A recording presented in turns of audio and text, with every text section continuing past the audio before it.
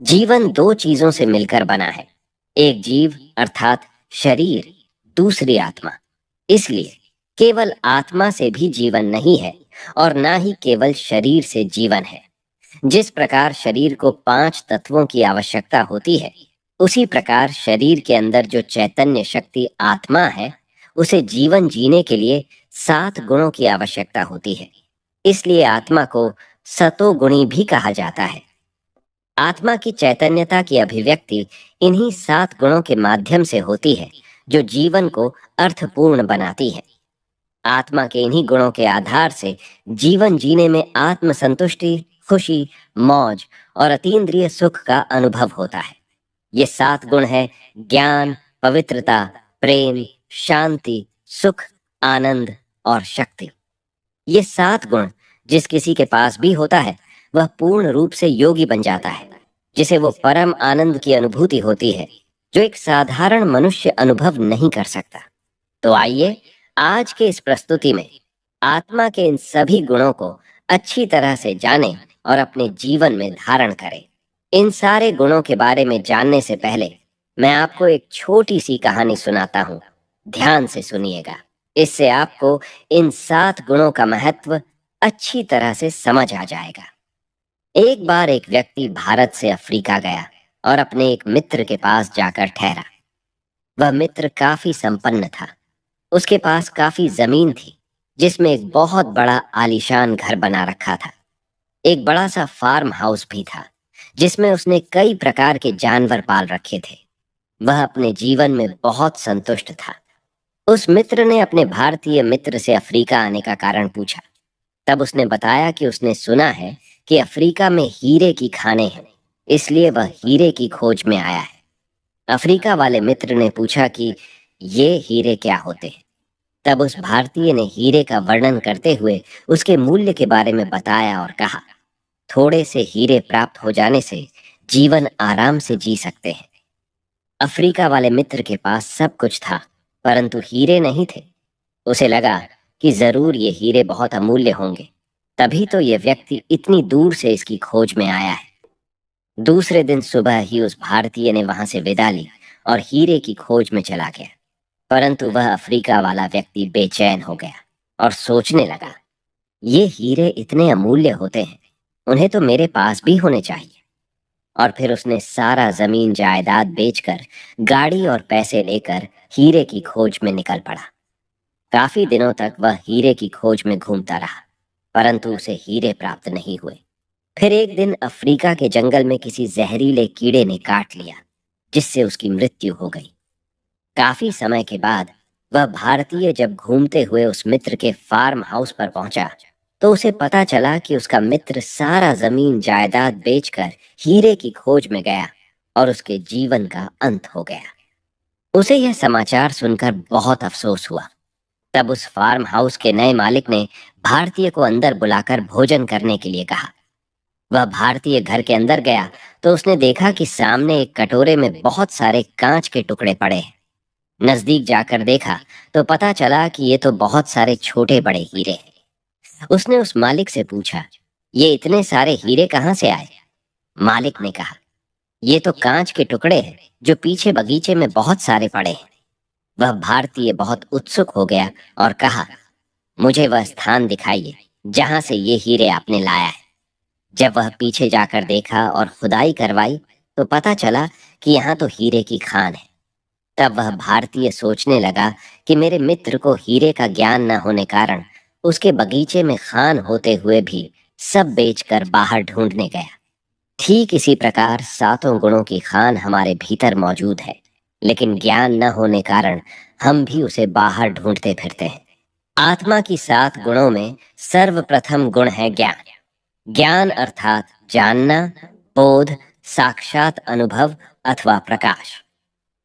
सरल शब्दों में कहा जाए तो किसी वस्तु अथवा विषय के स्वरूप का वैसा ही अनुभव करना ही संपूर्ण ज्ञान है। आज संसार में ज्ञान की कमी नहीं है, विज्ञान भी अपनी चरम सीमा पर है, परंतु आध्यात्मिक ज्ञान की कमी है। तभी तो मनुष्य भगवान से प्रार्थना करते हैं कि हे प्रभु, आप हमें अज्ञान से ज्ञान की ओर ले चलो। इसलिए उसे सर्वप्रथम आध्यात्मिक ज्ञान की आवश्यकता है, जिसमें सबसे पहले स्वयं का ज्ञान, दूसरा परमात्मा का ज्ञान और तीसरा सृष्टि का ज्ञान होना आवश्यक है। क्योंकि मनुष्य जीवन में सबसे बड़ा अज्ञान अगर है तो वो है अहंकार, जिसके कारण आज विकारों का साम्राज्य स्थापित हो गया है। परिणाम स्वरूप दुख, पीड़ा, अशांति, अत्याचार और भ्रष्टाचार सर्वत्र व्याप्त हो गया है। अतः मनुष्य को आध्यात्मिक ज्ञान का होना बहुत जरूरी है, क्योंकि सत्य ज्ञान ही वह रोशनी है जिससे अज्ञान रूपी अंधकार का नाश होता है।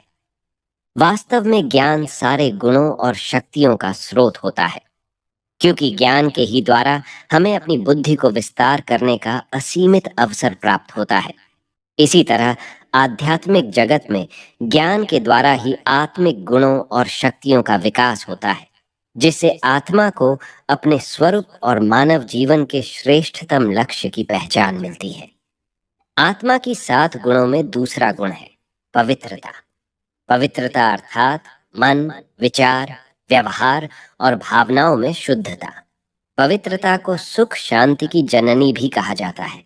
इसलिए जहाँ विचारों की शुद्धि हो, व्यवहारों की शुद्धि हो और भावनाओं की शुद्धि हो, वहीं पर इंसान को अच्छा लगता है, वहीं पर उसे सुख शांति की भावना मिलती है, क्योंकि वहीं पर निस्वार्थ प्रेम पनपता है। इसलिए ऐसा कहा जाता है कि जहाँ शुद्धि होती है वहीं ईश्वर का निवास होता है। परंतु मनुष्य केवल बाहरी शुद्धि को तो अपना लेता है, लेकिन आत्मा की शुद्धि की जिम्मेदारी नहीं लेता। कुछ लोग ब्रह्मचर्य अपनाकर स्वयं को पवित्र समझने लगते हैं, परंतु पवित्रता का अर्थ केवल ब्रह्मचर्य नहीं है, क्योंकि ब्रह्मचर्य सिर्फ भौतिक शरीर से पवित्र रहने को माना जाता है। वास्तव में पवित्रता का सही अर्थ है मन, बोल और कर्म की शुद्ध करना। एक व्यक्ति की सोच अगर शुद्ध हो तो हम उनको संत या महान आत्मा कहते हैं, क्योंकि हमारे मन से विचारों की सृष्टि होती है। इसीलिए अगर विचार पवित्र हो तो हम जो भी बोलेंगे, जो भी कर्म करेंगे, वो सभी पवित्र, श्रेष्ठ और सार्थक होंगे। आत्मा के 7 गुणों में तीसरा गुण है प्रेम। आज संसार में हर व्यक्ति प्रेम चाहता है, चाहे बच्चा हो या बूढ़ा, पति हो या पत्नी, क्योंकि जब कोई प्रेम से व्यवहार करता है तो सबको अच्छा लगता है। कहते हैं प्रेम से पत्थर दिल भी पिघल जाता है, क्योंकि प्रेम ही वह अहिंसक शस्त्र है जिससे आप किसी का भी दिल जीत सकते हैं। प्रेम के 2 मीठे बोल से सामने वाले व्यक्ति से अपना कार्य करवा सकते हैं, उसके अंदर की बातों को जान सकते हैं, क्योंकि जहां पर प्रेम होता है वहां पर अपनापन होने से कोई भी बात छिपाई नहीं जाती। ये प्रेम भाग्य की वह चाबी है जिससे कैसा भी दुर्भाग्यशाली आत्मा हो उसे भाग्यशाली बना सकता है। प्रेम आत्मा का प्राकृतिक स्वभाव है, इसलिए परमात्मा और सभी आत्माओं के प्रति निस्वार्थ प्रेम को ही शर्त रहित प्रेम कहते हैं।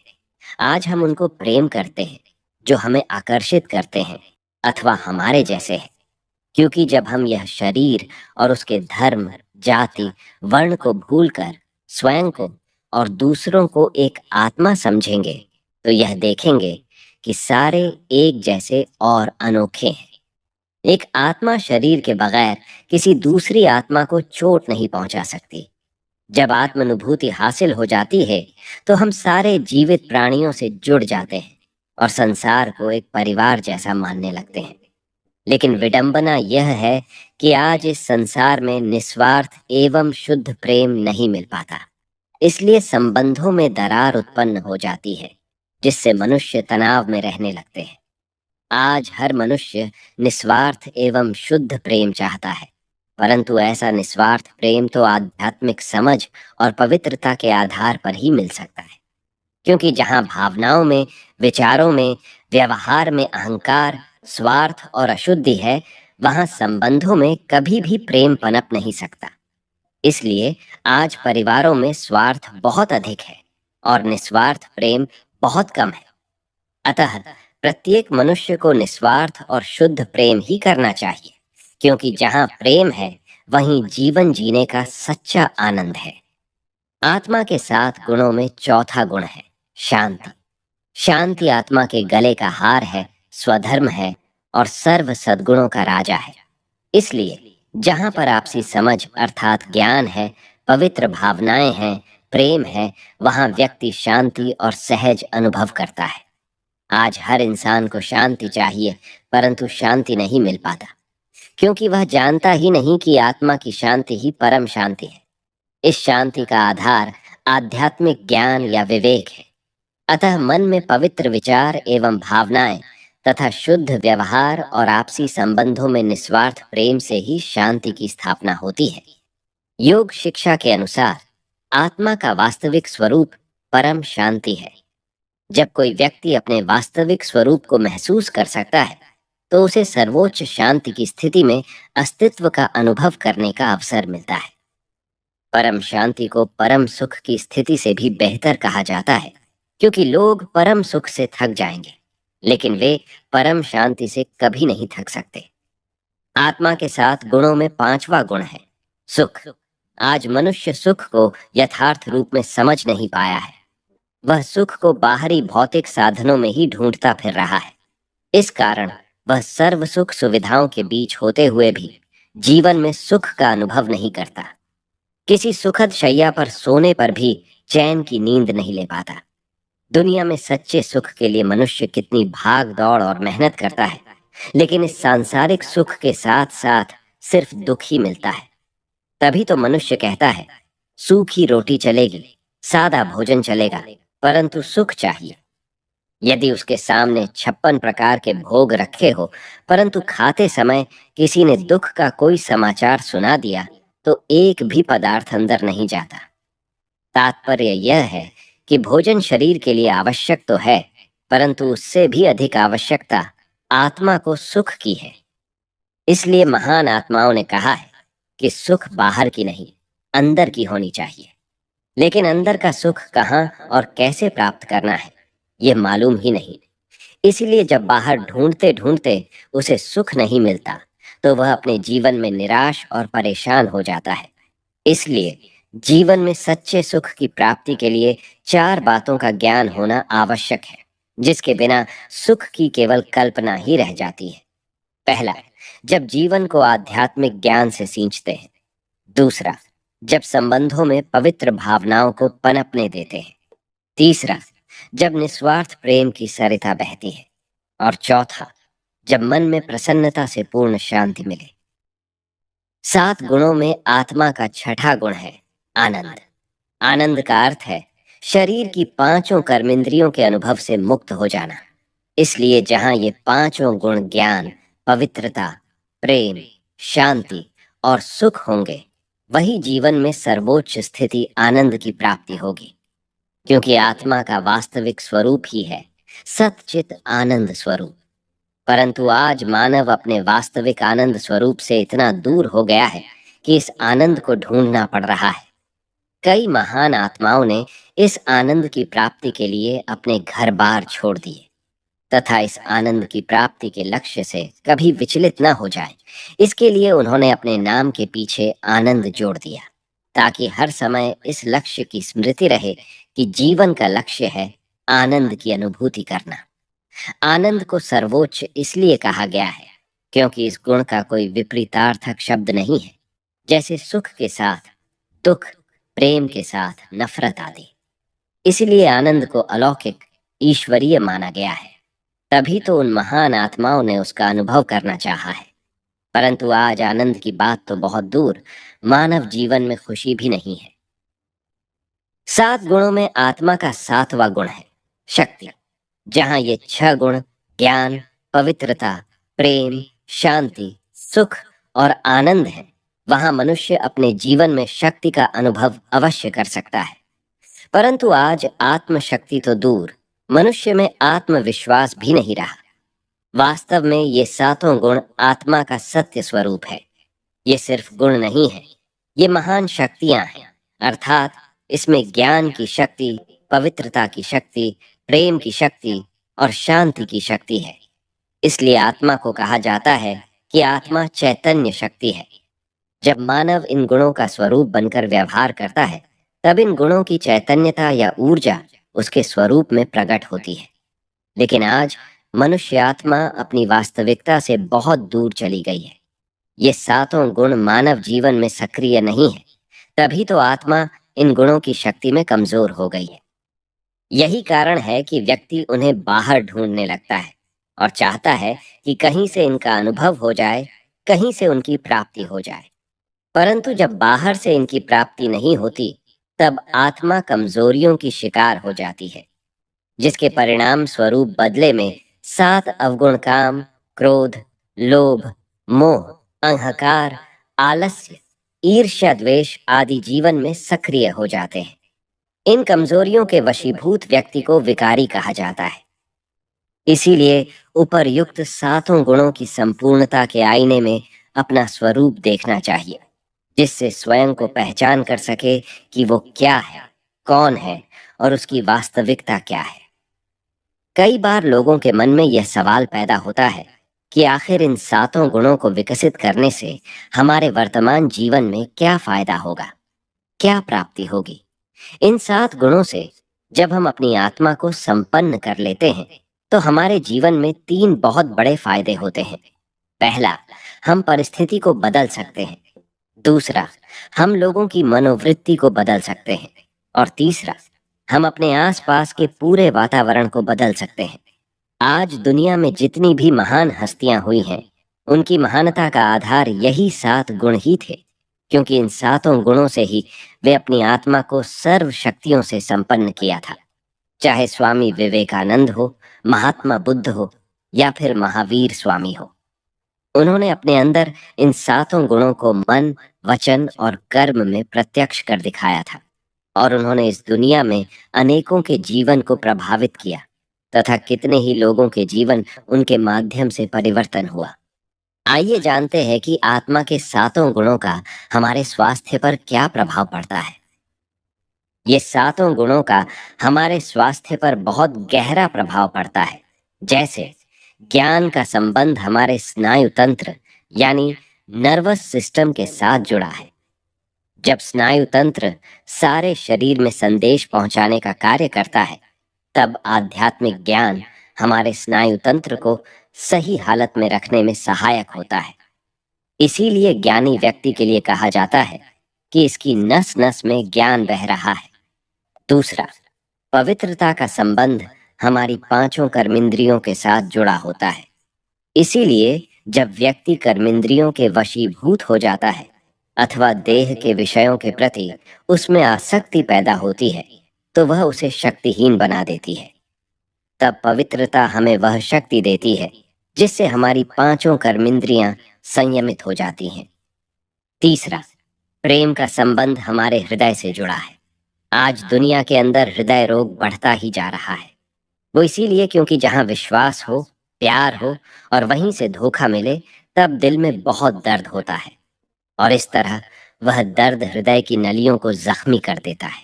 जैसे शरीर पर कहीं घाव हो और उस घाव पर मैल आदि जमा होनी शुरू हो जाती है, उसी प्रकार हृदय की नलियों में कोलेस्ट्रॉल जमा होना शुरू हो जाता है, जिसे ब्लॉकेज कहा जाता है।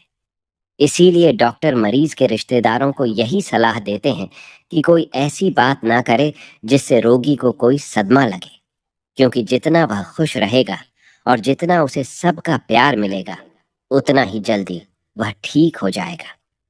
स्पष्ट है कि मनुष्य को प्रेम इसलिए चाहिए जिससे उसका हृदय ठीक तरीके से काम करता रहे।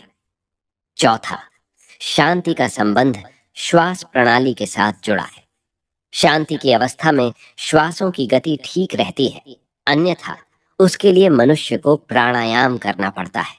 मानव जब अपने अनादि शांत स्वरूप में होता है, तब उसके श्वासों की गति सामान्य और संतुलित रहती है, और जब वह तनाव में होता है, तब यह श्वास की गति अनियमित हो जाती है, अर्थात कभी तेज तो कभी धीमी होने लगती है। इसीलिए श्वास प्रणाली को संतुलित रखने के लिए शांति की आवश्यकता होती है। पांचवा, सुख का संबंध हमारे पाचन तंत्र से जुड़ा है। आज व्यक्ति जब खाना खाने बैठा हो और उसी समय कोई दुखद समाचार मिलता है, तो कोई भी चीज खाने की इच्छा नहीं होती।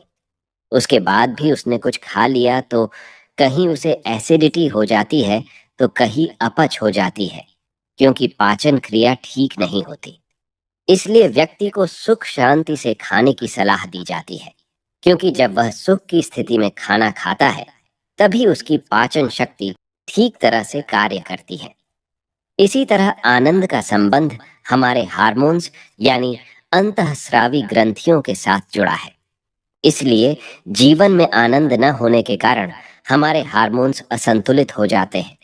जिस घर में खुशी आनंद का वातावरण और माहौल होता है और घर के लोग खुश रहने लगते हैं, उस घर के लोगों का स्वास्थ्य भी ठीक रहने लगता है। ये बात अनेक अध्ययनों से सिद्ध हो चुकी है। और इसी तरह शक्ति का संबंध हमारी मांसपेशियों के साथ जुड़ा है।